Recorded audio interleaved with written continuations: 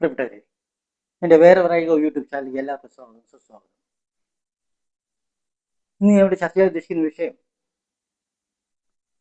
Gold loan എടുക്കുമ്പോൾ നമ്മൾ എന്തൊക്കെ ശ്രദ്ധിക്കണം എന്നൊരു വിഷയത്തെക്കുറിച്ചിട്ടാണ്. ഇന്ന് ഒരുപാട് ആൾക്കാർ ഗോൾഡിനെ ഒരു നിക്ഷേപമായി കണ്ട് വല്ല ആവശ്യം വരുമ്പോൾ ഓടിപ്പോയി ഗോൾഡ് ലോൺ എടുക്കും. ഗോൾഡ് ലോൺ എടുക്കുമ്പോൾ നമ്മൾ ശ്രദ്ധിക്കേണ്ട പ്രധാനപ്പെട്ട വിഷയം പലിശ ഏറ്റവും കുറവുള്ളത് നോക്കി സെലക്ട് ചെയ്യണം. കൃഷിഭൂമി വേണ്ടി നമുക്ക് അഗ്രികൾച്ചർ പർപ്പസിന് എടുക്കാം, അത് 4% ഉള്ളൂ. അത് എല്ലാ ബാങ്കുകളിലും സ്റ്റേറ്റ് ബാങ്കുകളിലെല്ലാം അതിനുള്ള സൗകര്യങ്ങളുണ്ട്. ഫസ്റ്റ് ഓപ്ഷൻ അത് തന്നെ തിരഞ്ഞെടുക്കണം. പിന്നെ നമുക്ക് പെട്ടെന്ന് ആവശ്യം വരികയാണെങ്കിൽ വേറെ ഏതെങ്കിലും സ്ഥാപനത്തിൽ വയ്ക്കുകയാണെങ്കിൽ പലിശ കുറവുള്ളത് നോക്കി സെലക്ട് ചെയ്യണം. വലിയൊരു എമൗണ്ട് ഒരിക്കലും ലോൺ എടുക്കരുത്. പിന്നെ വേറെ ശ്രദ്ധിക്കാനുള്ളത്,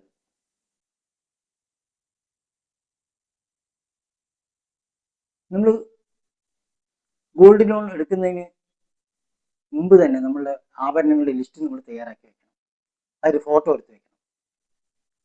അതല്ല കൗണ്ടറിൽ കൊടുക്കുമ്പോൾ അതിന്റെ തൂക്കം അപ്പം തന്നെ എഴുതി വെക്കണം വ്യക്തമായിട്ട് ഒരു നോട്ടീസ്. തിരിച്ച് നമ്മൾ ഗോൾഡ് ലോൺ എടുത്ത് ക്ലോസ് ചെയ്ത് വരുമ്പോൾ തൂക്കം അപ്പോഴും നോക്കണം. അവിടെ തന്നെ നോക്കുക, തൂക്കി കാണിച്ചു തരാൻ പറയും. ഇന്ന് അത് ശരിയാണോ എന്ന് നമ്മൾ എഴുതി നോട്ട് ചെയ്ത് വെച്ചു. നോട്ടീസ് അതിനുവേണ്ടി തയ്യാറാക്കി വെക്കണം. അത് വളരെ ശ്രദ്ധിക്കണം. നമ്മൾ അലക്ഷ്യമായിട്ട് കൊണ്ടുവയ്ക്കുക, അലക്ഷ്യമായി എടുത്തിട്ട് വരിക, അലക്ഷ്യമായിട്ട് എപ്പോഴെങ്കിലും ഒരു കൊല്ലത്തേക്കാണ് ലോൺ തരിക. ആ ഒരു കൊല്ലത്തെ ആ കാലാവധി എപ്പോഴാണ് പറയുന്നത് പറഞ്ഞാൽ അത് ആ കാലാവധിക്കുള്ളിൽ നമ്മൾ പലിശ അടച്ചത് എടുത്ത് ക്ലോസ് ചെയ്യണം, അല്ലെങ്കിൽ പുതുക്കി വെക്കണം.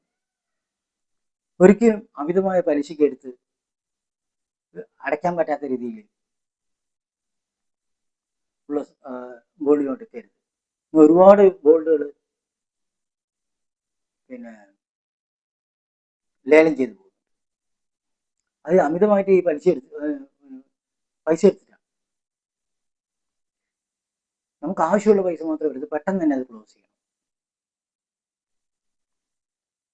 അതേപോലെ ഗോൾഡ് നമ്മൾ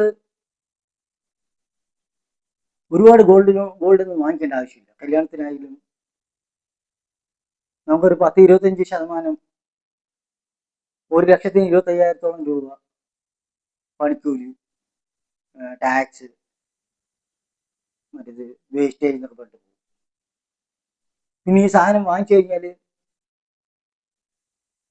വീട്ടിലും വെക്കാനും പറ്റില്ല. പിന്നെ ലോക്കറിൽ കൊണ്ടുവയ്ക്കണം. ലോക്കറിന് അതിന് വാടകയുണ്ട്. ഇതാണ് ലോക്കറിന്റെ താക്കോൽ എന്ന് പറയുന്നത്. ഈ താക്കോൽ കൊണ്ട് അവരുടെ താക്കോലുണ്ട്, രണ്ടും കൂടി തുറക്കുമ്പോഴാണ് ലോക്കർ തുറക്കുക. ഇത് നിങ്ങൾക്ക് സുരക്ഷിതമാണെന്ന് തോന്നുന്നുണ്ടെങ്കിൽ കുഴപ്പമില്ല. ഈ താക്കോൽ വേറെ ആർക്കും ഉണ്ടാക്കാൻ പറ്റില്ല എന്ന് നിങ്ങൾക്ക് തോന്നുന്നുണ്ടെങ്കിൽ ഈ ഗോൾഡ് ഇട്ടുകൊണ്ട് നമുക്ക് ഇന്ത്യയിൽ ഒരു സ്ഥലത്തും സഞ്ചരിക്കാൻ പറ്റില്ല. നമ്മൾ അറ്റാക്ക് ചെയ്യപ്പെടും. ഒരു സ്ഥലത്ത് സുരക്ഷിതമല്ല. വീട്ടിൽ വെച്ച് നിങ്ങൾ എവിടേക്കെങ്കിലും അരമണിക്കൂർ പോയാൽ കൂടെ വീട്ടിൽ നിന്ന് സ്വർണ്ണം പോകും.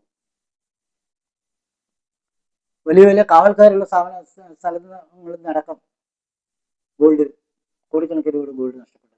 നമ്മൾ പേപ്പറിൽ വായിക്കുന്നില്ല. തിരുവനന്തപുരത്ത് കൊട്ടാരത്തിന് ഗോൾഡൊക്കെ പോയത് ഗോൾഡ് പോകും.